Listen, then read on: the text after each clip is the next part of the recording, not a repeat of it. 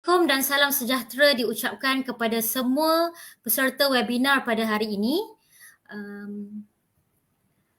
Kita berada di bahagian sesi ke-9 webinar Jabatan Pengurusan Tanah Fakulti Pertanian UPM dengan usaha-sama bahagian Jaringan Industri dan Masyarakat.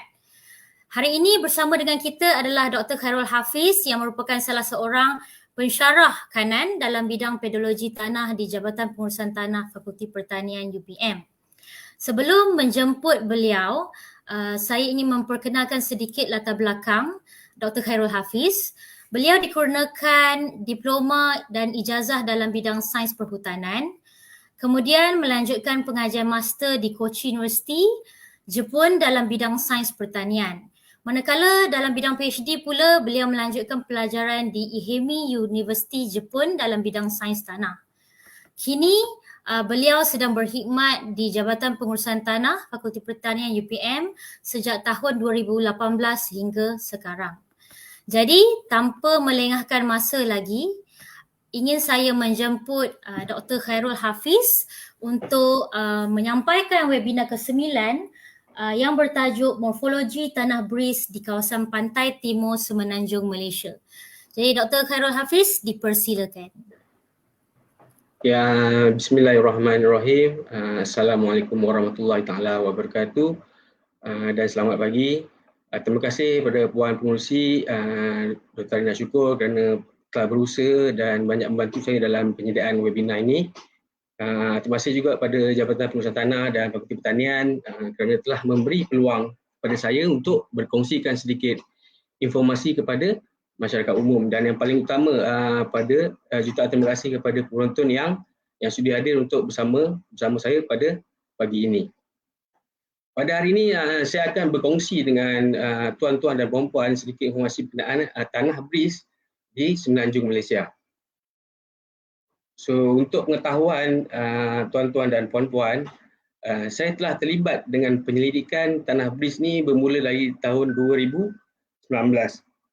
So walau bagaimanapun masih banyak lagi rahsia yang ada pada tanah bris ni yang belum saya dapat terokai lagi. Ini adalah gambar pokok gajus yang telah ditanam di atas tanah bris di Mardi Cerating. Pada last saya pergi ke Mardi Cerating pada tahun 2018, pokok ini masih wujud dan saya tak pasti masih ada tak. So pokok ini ditanam pada tahun 70-an. Ini adalah pokok yang pertama ditanam dalam Mardi Cerating. So bris ni adalah untuk pengetahuan tuan-tuan dan puan-puan, terdapat 4 jenis tanah yang dikategorikan sebagai bermasalah di Malaysia. So selain daripada tanah asid sulfit, tanah gambut dan tanah bekas rombong, tanah bris juga diletakkan di bawah kategori tanah yang bermasalah. Gambar ni waktu saya buat kajian di tanah bris, di mana kenderaan yang saya gunakan tersangkut akibat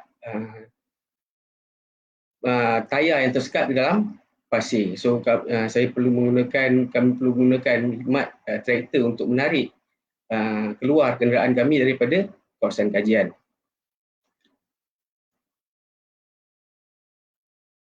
So kenapa tanah bris ni dikategorikan sebagai bermasalah? So tanah bris ni terdiri daripada 82 hingga 99% adalah terdiri daripada pasir, iaitu yang mostly quartz lah, kebanyakannya quartz. So keupayaan pertukaran katayon yang rendah CEC kerana dia kekurangan clay, so dia punya kadar pertukaran katayon dia rendah. So pH tanah juga rendah, iaitu 4.3 hingga ke 4.4.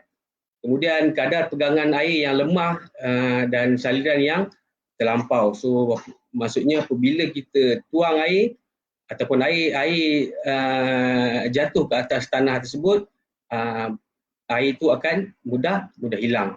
So disebabkan dia mudah hilang, so kandungan nutrien dia yang semula jadi juga dibawa oleh air. So selain daripada itu, disebabkan oleh kebanyakannya adalah pasir, so kadar suhu permukaan dia adalah sangat tinggi, terutama pada waktu tengah hari.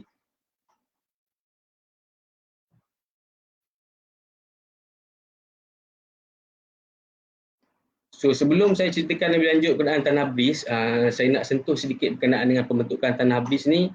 So bagaimana tanah bris ni terbentuk? So mungkin tuan-tuan dan puan-puan pernah dengar perkataan Ice Age. So Ice Age ni adalah biasa kita tengok dekat movie di mana keadaan kawasan tersebut dia penuh dengan ais. So kita tak nampak, kurang nampak pokok dan sebagainya. So Ice Age ni sebenarnya dia terjadi pada Quaternary period. So Quaternary period ni ada dua zaman yang penting dalam Quaternary period ni, iaitu Pleistocene dengan Holocene.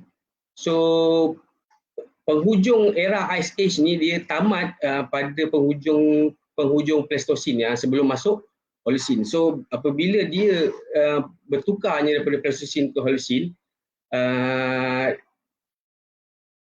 air kutub ais di kutub utara dan selatan mula mencair. So apabila dia cair, air paras laut semakin tinggi. So ini adalah satu lakaran peta Sundaland di mana Sundaland ni wujud sebelumnya negara-negara seperti Malaysia, Indonesia wujud. So kalau kita lihat dekat sini, pada tahun 18,000 BP dan 12,000 BP. So BP ni bermaksud before present. So before present ni bukan maksud sekarang. So maksudnya dia sebenarnya BP ni digunakan bermula daripada tahun 1950. So kenapa dia bermula pada tahun 1950? Sebab pada ketika itulah baru diperkenalkan radiocarbon dating. So maksudnya dia boleh kesan berapa umur satu bahan organik itu. So pada ketika itu, sebagai contohnya, kalau disebut 10 tahun BP, so maksudnya 1940. So kalau kata 18,000 BP, maksud sebelum tahun daripada sehingga tahun 1950.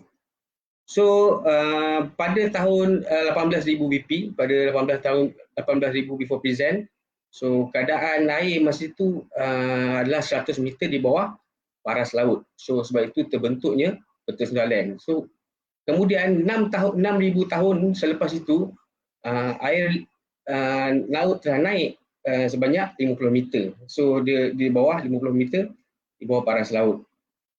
So selepas itu baru terjadinya penghujung, barulah masuk Holocene. So ketika Holocene ni, pada ketika itu keadaan di Semenanjung Malaysia ni dia stabil dari segi tektoniknya. So bermaksud dia tiada lagi pergerakan tanah yang naik ataupun turun. So oleh kerana itu pembentukan tanah di kawasan pantai timur Semenanjung Malaysia adalah berkait dengan perubahan klimat dan paras air laut saja. So maksudnya dia tidak ada perubahan tanah yang berlaku pada Semenanjung Malaysia ni tidak berkait dengan gerakan tektonik. Ketika zaman Holocene ni, waktu masuk ke zaman Holocene, terdapat kenaikan paras air laut yang lebih tinggi daripada sekarang. So pada waktu dianggarkan pada 3,000 hingga 6,000 tahun before present, terdapat paras laut pernah naik sehingga ke 5 meter, daripada 3 hingga ke 5 meter lah daripada sekarang. So ada banyak bukti yang dijumpai pada tahun 1960-an. Ada satu surveyor daripada British juga. Daripada British dia menjumpai deposit daripada zaman Quaternary. So maksudnya deposit tu ditolak naik ke atas sampai ke Semenanjung Malaysia. So daripada sini dia ditolak sampai ke atas. So ada juga lagi bukti-bukti dia seperti kajian saya punya mentor Prof. Samsudin dan sahabat saya Enyo dan Dr. Roslan, mereka mendapati kehadiran mineral pyrite pada jarak lebih kurang 7 hingga ke 8 kilometer dari paras laut. So jarak ini pyrite ni dia kehadiran dia mestilah dia wujud ataupun dia terbentuk di bawah air laut. So apabila kita jumpa pyrite, so ia menunjukkan bukti bahawa kawasan ini pernah satu ketika dahulu ditenggelami oleh air laut. So ini adalah gambar rajah yang diambil daripada kajian Enyo yang menunjukkan bahawa ini adalah lakaran ataupun anggaran jarak sebenar coastal land pantai pada satu ketika dahulu. Dan kemudian apabila paras air laut ni menurun dan dibantu dengan ombak yang kuat daripada angin monsun, maka terbentuklah satu topografi yang di kawasan pantai timur. So inilah dikatakan sebagai bristol. So bris adalah maksud ataupun singkatan kepada beach ridge interspersed with swale. So maksudnya pergantian pematang pasir dan kawasan yang rendah. So dia ada pematang, kemudian dia rendah balik, kemudian dia permatang. So maksimum untuk secara puratanya lah, untuk di kawasan pantai timur ni mereka mempunyai didapati mempunyai 3 ridge, 3 pematang. So ini menunjukkan bahawa penurunan air sebanyak 3 kali sepanjang sebelum paras yang sekarang. So maksudnya sewaktu dia turun dengan bantuan ombak, so terbentuklah satu topografi yang dipanggil bristol. So bristol ni diberi nama oleh surveyor daripada British juga pada tahun 1960-an.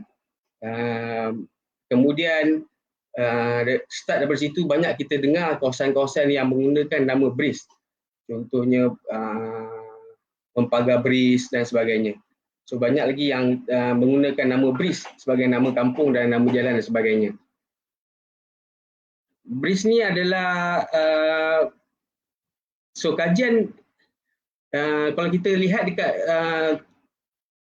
Google Map ni, kita boleh nampak dia punya topografi, mana ini adalah kawasan laut, kemudian kita jumpa satu pematang, ridge, kemudian baru kita akan jumpa swales, kemudian kita jumpa ridge lagi, kemudian baru kita jumpa swale. So dia berselang-selang. So that's why dipanggil beach ridge interspersed with swales.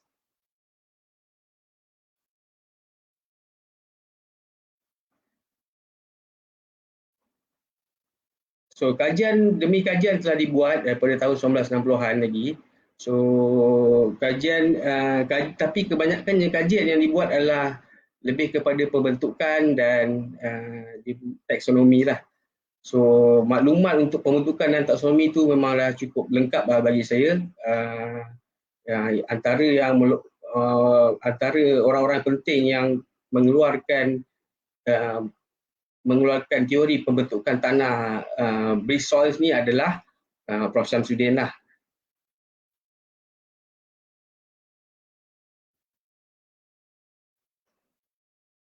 So ini adalah dia punya lakaran yang dibuat oleh sahabat saya Dr. Roslan, di mana kajian dia bersama dengan Prof. Samsudin mendapati bahawa kawasan bristol ni mempunyai tiga ridge. So dia mempunyai series yang Bagging series, Usila series, Utapai series, Rodua series, Usila dan Jambu series.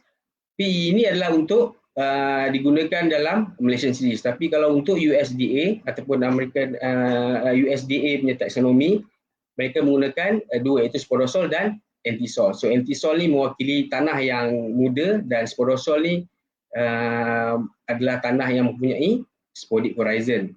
So tapi bagi untuk soil series kita klasifikasikan dia, mereka klasifikasikan series ni berdasarkan dia punya kedalaman spodic horizon dan kehadiran drainage class lah, dan drainage class. So itu untuk Malaysian series. So kalau kita lihat dia punya, disebabkan oleh dia punya keadaan yang stabil, so kenaikan pembentukan tanah bris ni boleh dikatakan selari. So maksudnya daripada sepanjang pantai itu, maksudnya pembentukan dia selari. So dia disebabkan dia disebabkan oleh paras air laut. So jadi dia punya morfologi dia mesti sama secara selari.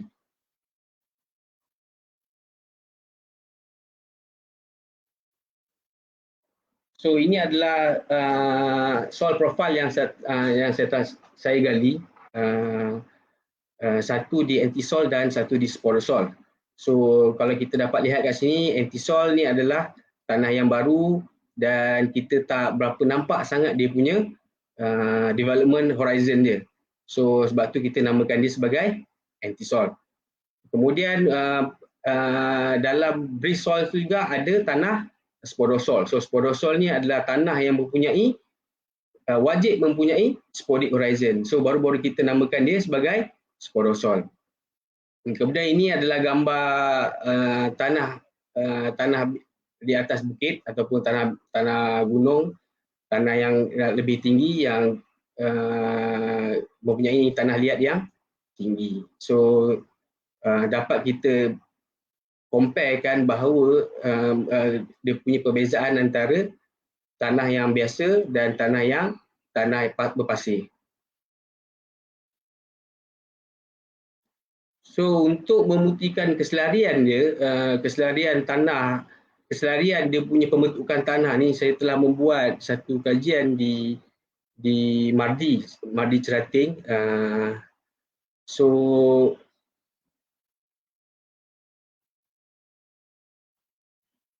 saya telah membuat kajian di Mardi Cerating, di mana saya telah membuat 3 transect line secara selari daripada pantai sehingga ke 1 km ke dalam. So 2 transect line ini melalui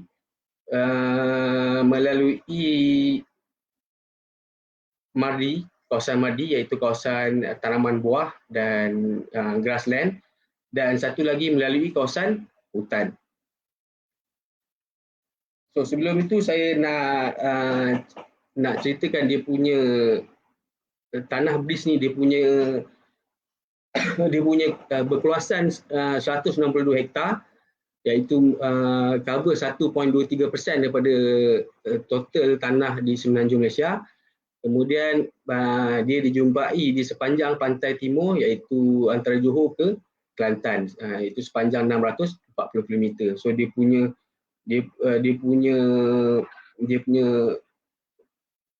pandangan tu memang jauh. So disebabkan oleh pembentukan dia yang selari, disebabkan oleh paras laut. So selepas saya membuat survey ini pada setiap, saya gali tanah pada setiap 50 meter sepanjang 1 km pada 3 transect line ni. So apa yang saya dapati bahawa dia punya ini adalah, yang di atas ni adalah soil profile untuk hutan, dan yang di bawah ni adalah untuk 2 lot Mardi lah, dua transect line di Mardi tu. So apa yang kita boleh lihat kat sini, dia punya pembentukan horizon yang ni adalah selari. Ini adalah panggil BHS horizon. So dan E horizon juga selari, bermula daripada sini. Cuma dia ada beza sedikit dekat kawasan hutan, berkemungkinan disebabkan oleh soil management lah. So dekat sini di kawasan dia kawasan pertanian, dan di sini kawasan yang tidak terganggu. So dia punya development dia lebih cepat berbanding dengan kawasan yang ini. So kalau kita lihat kat sini juga, dia punya perbezaan daripada topsoil dia. Kalau kita tengok A horizon di sini dan AP horizon di kawasan Mardi ini, lebih cetek di kawasan Mardi berbanding dengan kawasan hutan.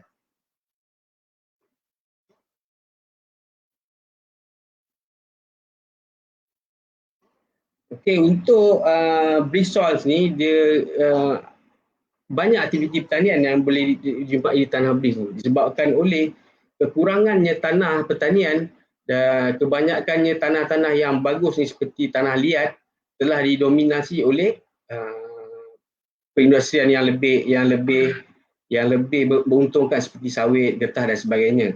So penduduk setempat terpaksa juga menggunakan tanah breeze ni untuk menanam kerana kerana kekurangan tanah untuk pertanian. So kalau kita pergi ke kawasan-kawasan tanah breeze ni, kita akan lihat banyak penduduk setempat tanam seperti tembakau, ada juga yang secara kecil, ada juga secara besar dan secara sederhana. So tembakau, mereka ada tanam tembakau, kenaf, ladang kelapa, tembikai juga, sayur-sayuran, jagung dan sebagainya. So di kawasan tanah breeze ni juga ada 2 pusat kajian yang digunakan untuk bertujuan membantu menaikkan pertanian, aktiviti pertanian di kawasan breeze ni, iaitu kalau kita tengok Mardi di kawasan Cerating, Mardi Cerating di selepas Sungai Ular. Kemudian kita tengok frame satu lagi, frame tapi Mardi ni fokus kepada buah-buahan, dan kemudian frame dia terletak di setiu, tapi mereka fokus kepada pokok kayu dan pokok herba. So kalau kita tengok gambar kat sini, ini adalah kawasan perumahan ataupun kawasan kampung yang mereka aktif menanam di kawasan halaman rumah mereka. So ada yang ini adalah gambar-gambar pertanian, aktiviti pertanian di atas tanah breeze. So ini adalah tanaman tembikai, dan ini tanaman kelapa secara besar. Kemudian kebanyakannya aktiviti pertanian di atas tanah breeze ni dia dilakukan secara intensif. So apa yang dimaksudkan intensif ni, pembajaan menggunakan bahan kimia dan sebagainya, racun dan sebagainya sangat tinggi. So disebabkan oleh keadaan tanah breeze ni yang tidak subur secara semula jadi. Akan tetapi ada satu aktiviti pertanian yang sewaktu saya membuat survey di tanah breeze, saya pergi ke kawasan kampung dan saya tengok mereka tanam dan pokok mereka agak jadi berbanding dengan kawasan Mardi. Sebelum saya masuk ke kawasan kampung, kawasan-kawasan perkampungan, saya buat kajian di Mardi dahulu, kemudian baru saya masuk ke kawasan home garden. So pertanyaan dia punya persoalan dia, adakah home garden ni sesuai untuk digunakan di teknik home garden ni sesuai ke untuk tanah seperti tanah pasir, seperti tanah breeze ni. So saya buat kajian di kawasan berdekatan dengan Mardi juga. So saya ada buat kajian dalam Mardi dan kemudian di kampung Sungai Ular. So kampung Sungai Ular ni mempunyai banyak rumah. Kemudian selepas saya survey, saya buat temu ramah, saya dapat bahagikan antara saya bahagikan home garden ni kepada 2. Satu yang berdekatan dengan kawasan pantai dan satu lagi yang berjauhan dengan kawasan pantai. So apa perbezaan antara 2 ini adalah dari segi background kerja mereka dan knowledge mereka lah. So ini adalah contoh gambar home garden berdekatan dengan pantai. dan ini adalah home garden yang berjauhan dengan pantai. So kalau kita tengok kat sini, kalau yang berdekatan pantai ni tak banyak tanaman yang mereka tanam berbanding dengan kawasan yang di berjauhan dengan pantai.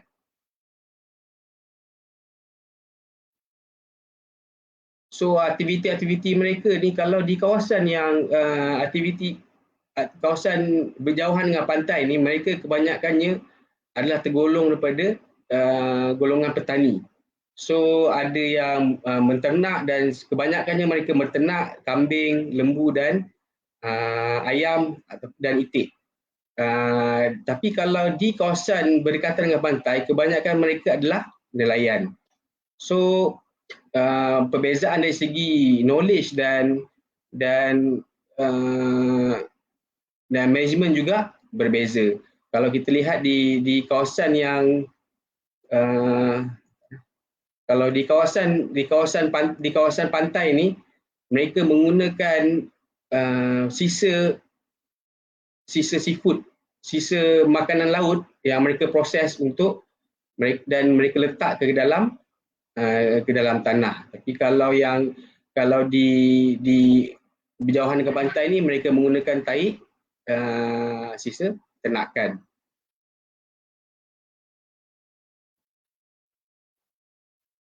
So ini saya telah buat soil profile di ketiga-tiga tempat disebabkan dia selari. Saya ambil jarak daripada pantai 500 meter daripada pantai untuk setiap kawasan. So ini adalah soil profile yang berada dalam hutan dan ini adalah soil profile yang di Mardi dan ini adalah soil profile yang di Home Garden. Kalau kita lihat dekat sini, dia punya warna saja dah boleh membezakan dia punya kita dah boleh dapat agak dah mana satu yang lebih baik dan lebih subur.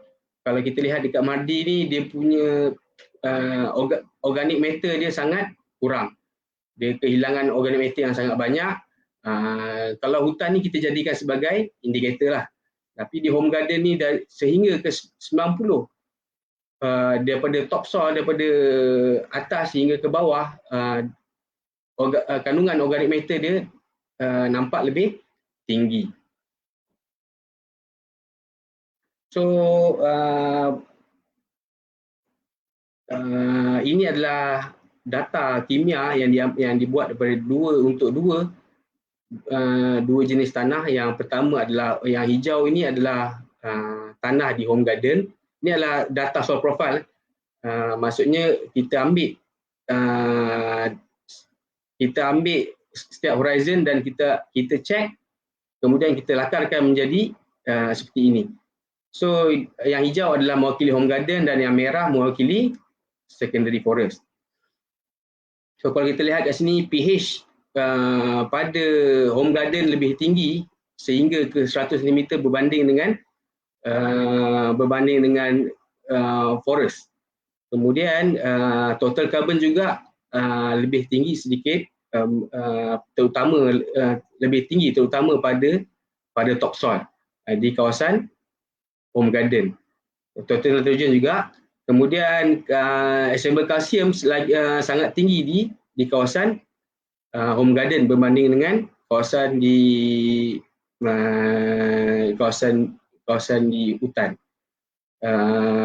Assembled kalsium pun sama dan available phosphorus pun sama pattern dia.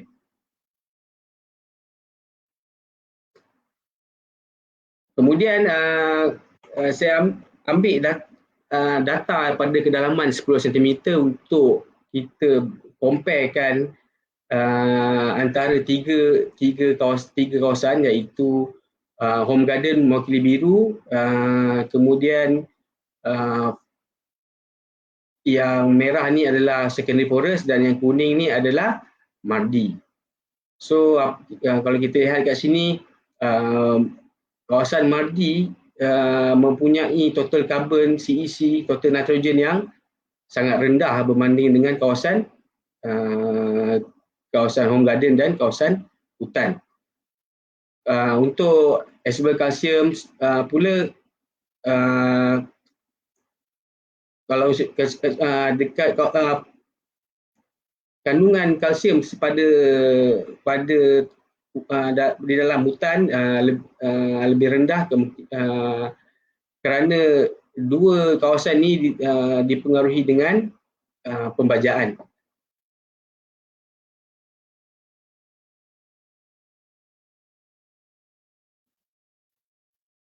So apakah perbezaan antara home garden yang saya buat tu? Yang pertama, yang berdekatan dengan pantai itu, home garden dia adalah terletak di atas tanah anti-soil. Manakala yang berjauhan dengan pantai itu dia tanah dia adalah sporosol. So pada home garden anti-soil, dia berdekatan dengan pantai ni, kebanyakannya pemilik ataupun yang tinggal di dekat situ adalah nelayan. So dia punya management dia, mereka menggunakan sedikit baja kimia, arang dan abu daripada hasil pembakaran sampah organik seperti daun, ranting dan sebagainya. Kemudian sisa-sisa dapur, sisa makanan lah daripada dapur. Begitu juga home garden yang berjauhan dengan pantai, itu home garden sporosol. Pemiliknya adalah, kebanyakannya adalah petani. Dia juga menggunakan sedikit penggunaan baja kimia kerana kebanyakannya mereka fokus kepada ladang mereka. So mereka letak sedikit saja bahan kimia, baja kimia, kemudian arang dan abu daripada pembakaran sampah, sisa dapur. Yang membezakan antara dua ini adalah home garden yang berdekatan dengan pantai ini menggunakan sisa makanan laut dari perusahaan mereka lah. So manakala home garden sporosol ni dia menggunakan najis haiwan. So najis haiwan tidak diletak di nelayan, tidak letak najis haiwan di kawasan kebun mereka, berbanding dengan dan home garden petani pula tidak letak makanan laut, sisa makanan laut ni ke dalam tanah mereka. So untuk result analisis, total carbon pada home garden inland, home garden yang berdekatan dengan berjauhan dengan pantai dan berdekatan dengan pantai, total carbon dan total nitrogen yang berjauhan daripada pantai sangat tinggi berbanding dengan berdekatan dengan shoreline. Walau bagaimanapun, kalau kita lihat properties yang lain seperti soluble kalsium, potasium dan fosforus, kandungannya lebih tinggi daripada di kawasan di home garden berdekatan dengan pantai berbanding dengan home garden yang berjauhan dengan pantai. So ini kemungkinan disebabkan oleh kandungan nutrien yang ada dalam sisa makanan laut, membantu dalam meningkatkan kandungan properties kalsium, potasium dan fosforus.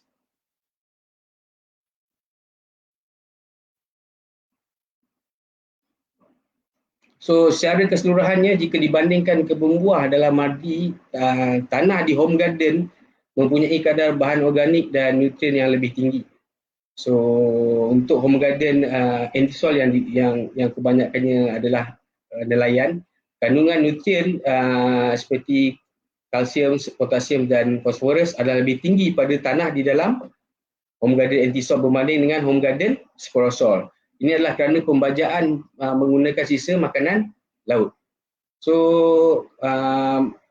untuk home garden sporosol pula, kandungan bahan organik pada tanah home garden sporosol lebih tinggi kerana penggunaan baja organik yang dicampurkan dengan sisa najis ternakan dan arang.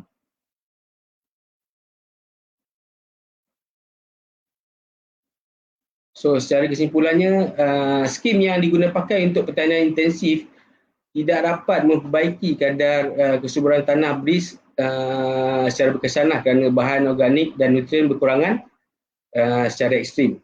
So jika dibandingkan kaedah biasa pengurusan di atas tanah BRIS yang hanya bergantung pada bekalan nutrien dari pemajaan kimia intensif, cara pengurusan home garden di atas tanah BRIS boleh dianggap lebih sesuai dan lestari. So perbezaan utama pada pengurusan home garden di atas tanah BRIS adalah gabungan organik, itu arang dan najis haiwan, Mana ini menunjukkan gabungan organik dapat melestarikan nutrien daripada sisa dapur, abu dan baja kimia yang diletakkan di atas tanah beris. So, kesuburan tanah beris dapat diperbaiki dengan meningkatkan kadar tukar ganti kation dalam tanah melalui peningkatan kadar bahan organik. So, oleh kerana itu, gabungan arang ataupun biochar dan sisa najis haiwan ternakan pada tanah beris berkemungkinan adalah salah satu kunci untuk melestarikan pertanian intensif di atas tanah beris. So, sekian saja daripada saya. Ada soalan?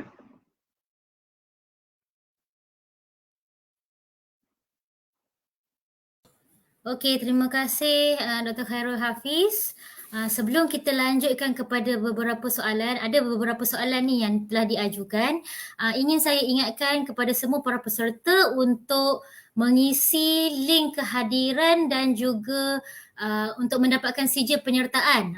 Kita akan emailkan dalam bentuk e-certificate. Jadinya para peserta boleh tengok link tersebut kat sini di ruangan komen dalam bentuk Google Forms dan boleh isi untuk mendapatkan sijil penyertaan.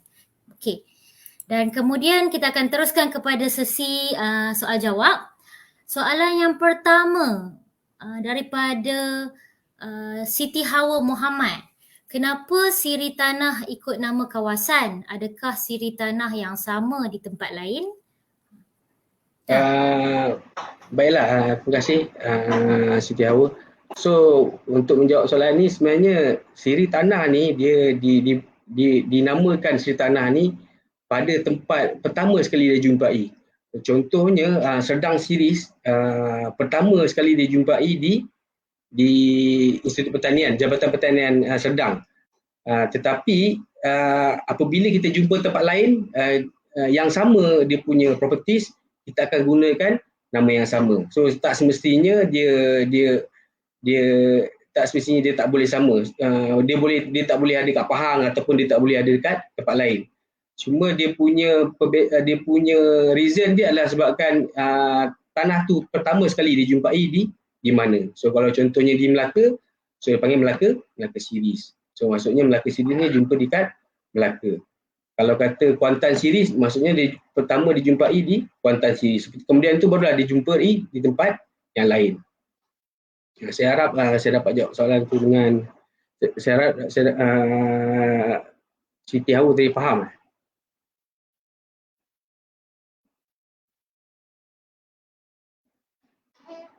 Kenapa tanah beris tidak ditanam kelapa sawit? Apakah kaedah yang boleh digunakan supaya tanaman kelapa sawit boleh ditanam di tanah beris? So untuk kelapa sawit ni dia perlukan nutrien yang banyak sebabkan kita perlukan hasil.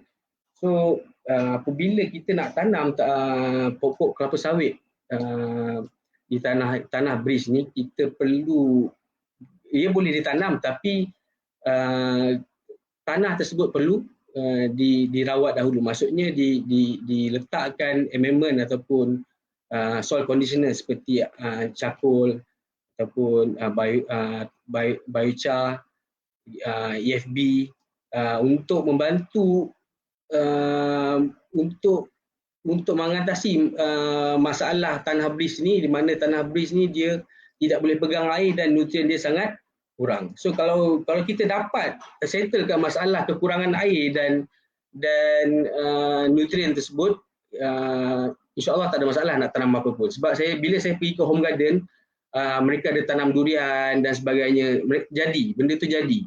Cuma untuk dapatkan ekosistem seperti home garden ni, dia perlukan masa yang lebih lama lah berbanding dengan kalau kita apply sekali saja pun mungkin dia tidak se-perfect home garden bagi saya.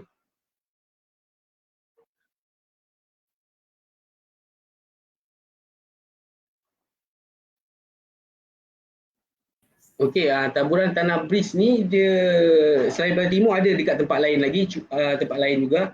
Cuma nama beris ni special, dia diberikan pada oleh surveyor British pada waktu dia buat kajian di di kawasan pantai timur semenanjung Malaysia lah. So nama BRIS ni, kalau kita gunakan BRIS ni untuk saintifik, bukan semua orang tahulah. So kebanyakan mungkin akan gunakan sand dunes ataupun sandy beach ataupun dan banyak lagi lah perkataan yang digunakan. So cuma yang uniknya BRISOL ni, dia adalah dia punya sebab apa kita gunakan nama khas BRISOL ni, sebab dia punya jarak, dia punya luasnya kawasan ni, dan dia daripada Johor sampai ke Kelantan. So mungkin di Sabah Sarawak ada, tapi dia tidak sepanjang pesisir pantai. Maksudnya tidak sepanjang seperti pantai timur semenanjung Malaysia. Okey, ada lagi soalan seterusnya. Berapakah keboleh luapan air? Liter di tanah hari, air liter per hari di tanah BRIS. Saya tak sure lah yang ni. Saya kena rujuk paper lah, sebab saya tak ingat yang berkenaan dengan berapa yang dia boleh pegang. Tetapi apa saya pernah buat kajian, buat dia punya gravitic method. Saya pernah check air untuk tanah BRIS. Tetapi dia tak ada perbezaan daripada segi PF. Maksudnya dari segi dia punya pressure dia, tiada perbezaan daripada PF yang kosong sehingga PF yang akhir. So maksudnya air tu dia keluar terus. Dia tak ada simpan sebab dia pasir. So dia tak boleh pegang air yang banyak lah.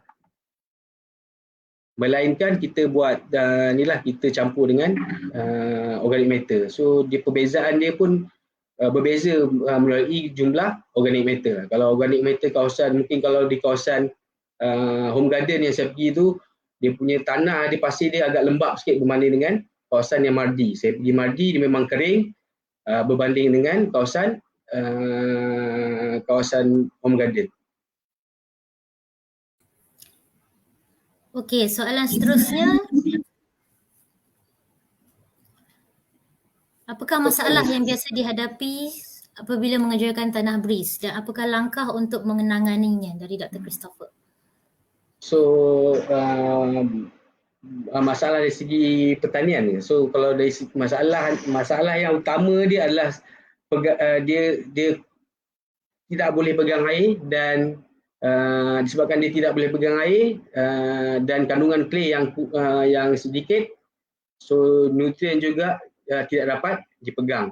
So kalau kita dapat mengatasi masalah ni, kemungkinan tanah BRIS ni boleh ditanam. So buktinya dia ada pada home garden tu lah. So pada home garden tu mereka tanah di home garden tu umpama macam tanah terra preta di Brazil. Tapi cuma bezanya terra preta ni dia dah terlampau lama nak dibandingkan dengan BRISOL ni. BRISOL ni baru saja dibuka, mungkin pada tahun 1960-an baru ada orang minat situ, dan kemudian daripada mereka bakar sampah dan sebagainya, makin lama tanah mereka menjadi lebih subur. So dia nak kata taste dia sama juga macam terra preta. So terra preta dia lagi lama. Cuma terra preta ni dia sangat unik lah, sebab dia bukan civilian yang dia bukan satu tamadun yang kecil. Dia satu tamadun yang besar yang baru kita tahu bahawa tamadun tu sebenarnya tamadun yang mempunyai orang yang sangat ramai dan kemudian lenyap disebabkan oleh penyakit. Baiklah, soalan seterusnya dari Profesor Syamsuddin Yusof. 3 profil tu sama soil series ke? 3 profil yang tadi profil okey, tak sama. Kalau yang betul sama series. Maksudnya dia adalah Rutapai ke Rudua. Dia sama soil series. Dia sebabkan dia punya jarak dia sama, so dia sama. Cuma beza dekat home garden ni kita tak dapat nak nampak sangat disebabkan oleh dia punya kandungan organic matter dia terlampau tinggi. Tapi kalau dekat kawasan hutan dan kawasan Mardi tu dia punya series sama.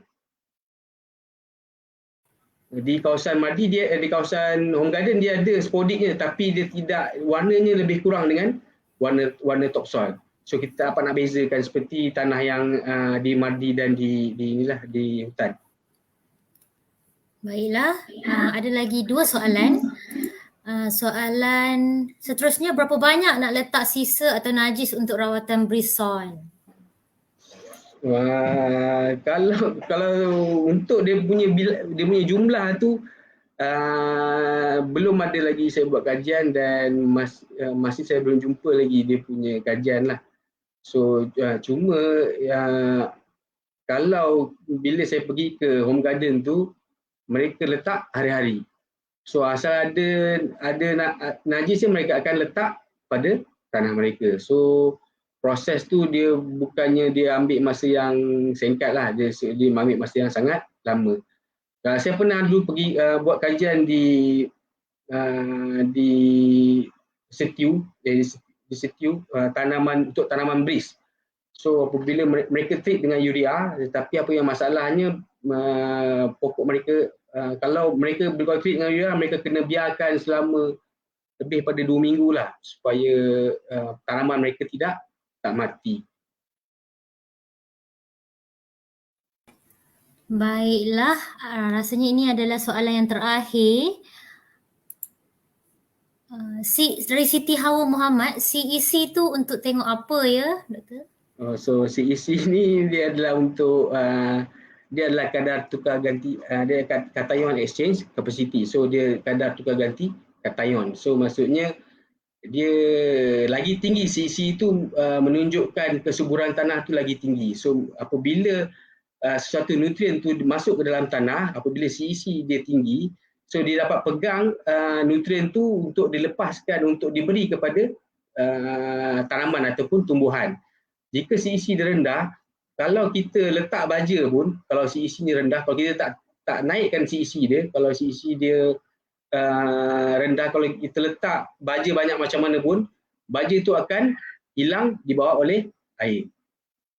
So kita perlu CEC ni dia sangat-sangat penting untuk memastikan bahawa kesuburan tanah kita ni dapat menampung tumbuhan ataupun tanaman yang nak kita tanam.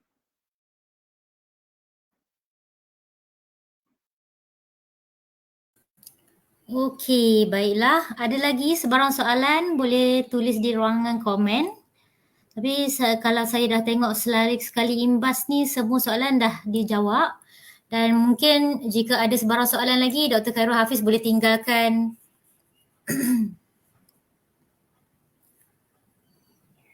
email ya. Boleh tinggalkan email di ruangan komen supaya para peserta boleh kontak dan bertanya soalan lebih lanjut lah sekiranya ada. Jadi terima kasih saya ucapkan kepada Dr. Khairul Hafiz atas sesi perkongsian pada hari ini.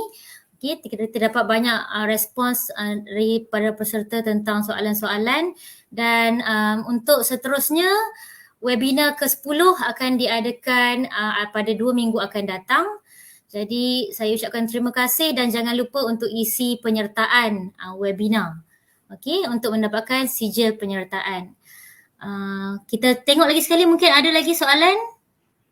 Oh, ada lagi satu soalan sebelum kita akhiri webinar ni. Dari Fakri Ishak.